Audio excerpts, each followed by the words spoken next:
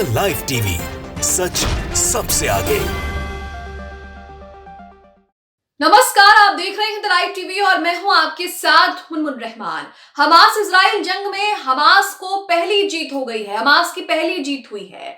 Hamas Israel जंग पिछले कई दिनों से चल रहा है, महीने भर से ज्यादा का समय हो चुका है। इसी बीच लगातार नेतन्याहू की तरफ से समझौते का प्रस्ताव दिया जा रहा था, लेकिन हमास उसमें कुछ ज्यादा दिलचस्पी नहीं दिखा रहा था। लेकिन बार बार समझौता पेशकश करने के बाद हमास ने भी इस पर सोचा और उसके बाद हमास की तरफ से शर्तें रखी गई कि 5 से 6 दिन का युद्ध विराम जो है वो गाजा में रहेगा और इसी के साथ मानवीय सहायता जो है वो बढ़ाई जाएंगी। इजराइल की जेल में जो फिलिस्तीनी महिलाएं बच्चे कैद हैं उन्हें छोड़ा जाएगा। और अब जो बाइडेन का कहना है कि ये जो समझौते की बैठक है, जो समझौता है, ये अब अपने अंतिम पड़ाव पर पहुंच गया है। यानी कि फाइनल दौरे में ये समझौता जो है वो चल रहा है। इसे लेकर क्या कुछ अपडेट्स आ रही हैं, क्या शर्तें रखी गई हैं, इजराइल ने किन शर्तों को माना है, क्या कुछ कहा जा रहा है, आपको बताएंगे। आप अपनी स्क्रीन पर सबसे पहले आरटी उर्दू का ये ट्वीट देख रहे हैं। आरटी उर्दू में यहाँ पर जो बाइडेन क्या कह रहे हैं उनके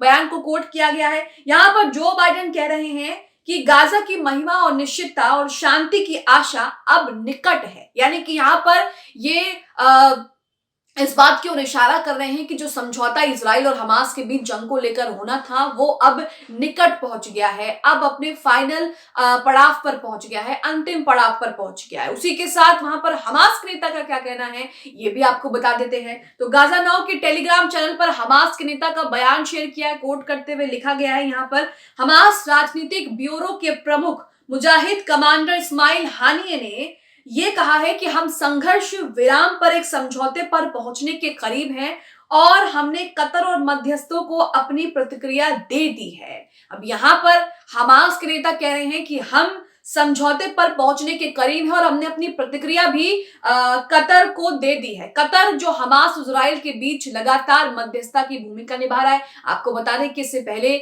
जो भी बंधक छोड़े गए हमास की तरफ से, उसमें कतर ने ही हमास और इजराइल के बीच मध्यस्थता की भूमिका जो है वो निभाई है। और अब कहा जा रहा है कि हमले के बाद से अब तक जो है वो सबसे ज्यादा बड़ी संख्या में जो है वो बंधकों की रिहाई हो सकती है। 50 यहाँ पर संख्या कही जा रही है। और कुछ क्या खबर आ रही है ये भी आपको बताएंगे। आप अपनी स्क्रीन पर hand F Q lady velvet के नाम से ट्विटर यूजर है, इनका भी ट्वीट देख रहे हैं।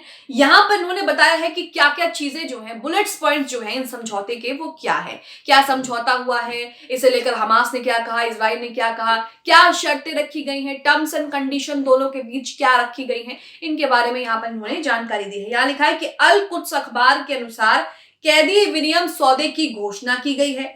पहला 5 दिवसीय संघर्ष विराम, दूसरा उत्तरी गाजा में प्रतिदिन 6 घंटे के लिए आईडीएफ गोलीबारी बंद करना, यानी कि उत्तरी गाजा में डेली जो है, रोज जो है वो 6 घंटे के लिए आईडीएफ को गोलीबारी बंद करनी है। और दक्षिणी गाजा में पूर्ण समाप्ति। आगे लिखा है तीसरा है इजराइल 7000 कैदियों में से 300 महिलाओं और बच्चों को रिहा करेगा और हमास यहाँ पर 50 इजरायली सैनिकों को रिहा करेगा। ये कुछ पॉइंट्स है। एक आखिरी और चौथा है पूरे गाजा में 300 ट्रक सहायता पहुंचाई जाएगी। ये बातें हमास की तरफ से इजराइल के लिए कही गई हैं। बेंजामिन नेतन्याहू अपने देश में इस तरह घिर गए हैं बंधकों की रिहाई को लेकर, अपने संसद में इस तरह घिर गए हैं बंधकों की रिहाई को लेकर कि उन्हें बार बार हमास के सामने घुटने टेकने पड़ रहे हैं। बार बार उन्हें हमास के सामने गिड़गिड़ाना पड़ रहा है कि हमारे बंधक छोड़ दो, हमारे सैनिक छोड़ दो, उनकी लाशें हमें दे दो, उनकी बॉडीज हमें दे दो।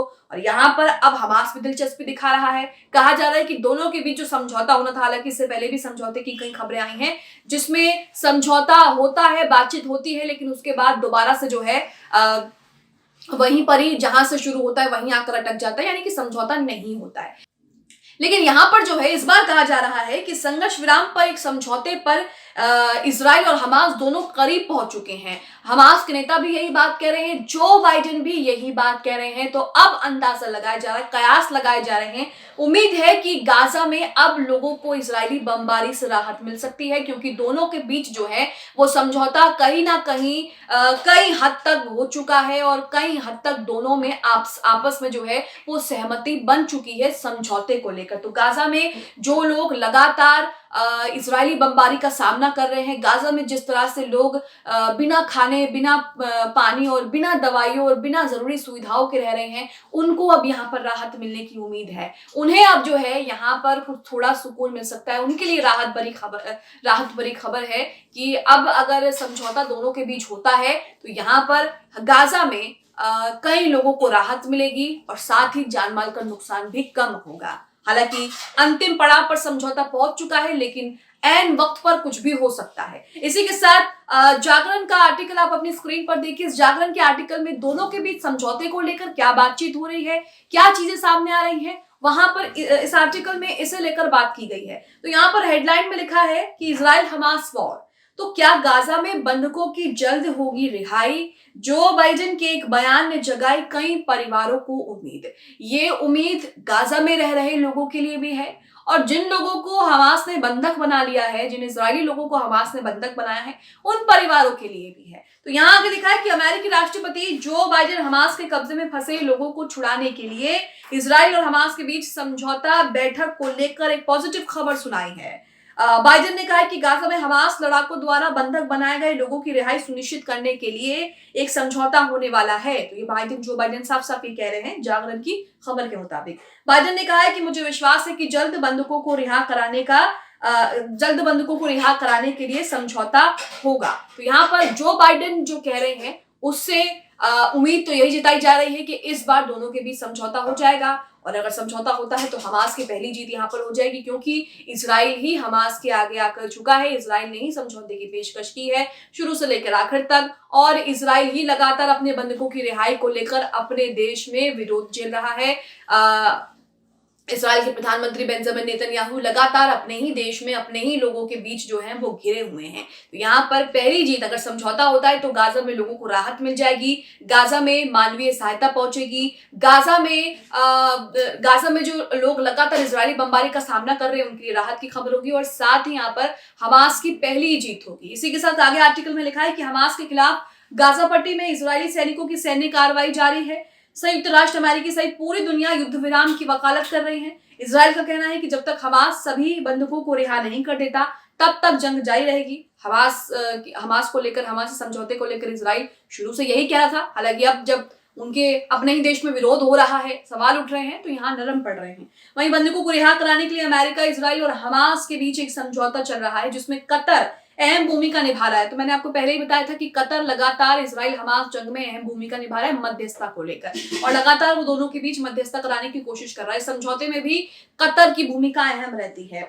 इजराइल और हमास को किसी समझौते के लिए मनाना अमेरिका के लिए आसान नहीं है, क्योंकि दोनों ही अड़े हुए हैं। बेंजामिन नेतन्याहू एक बार को कहते हैं कि समझौता कर लेते हैं, उसके बाद फिर वो पीछे हट जाते हैं। हमास यहाँ पर शुरू से ही समझौता करने को लेकर हामी नहीं भर रहा, लेकिन अब हमास भी इसमें दिलचस्पी जो है वो दिखा रहा है। तो दोनों के बीच समझौता जो है वो करीब पहुंच रहा है, लेकिन ऐन वक्त पर कुछ भी हो सकता है। यहाँ लिखा है कुछ दिनों पहले अमेरिका ने इजरायली राजदूत माइकल हर्जोग ने एक इंटरव्यू में कहा कि इजराइल को उम्मीद है कि आने वाले दिनों में हमास से बड़ी संख्या में बंधकों को छुड़ाया जा सकता है। कतर का मानना है कि समझौते के बाद 240 बंधकों की रिहाई हो सकती है। हालांकि जिन लोगों को बंधक बनाया है हमास ने, उनकी संख्या 240 से 250 ही है, इससे ज्यादा भी हो सकती है।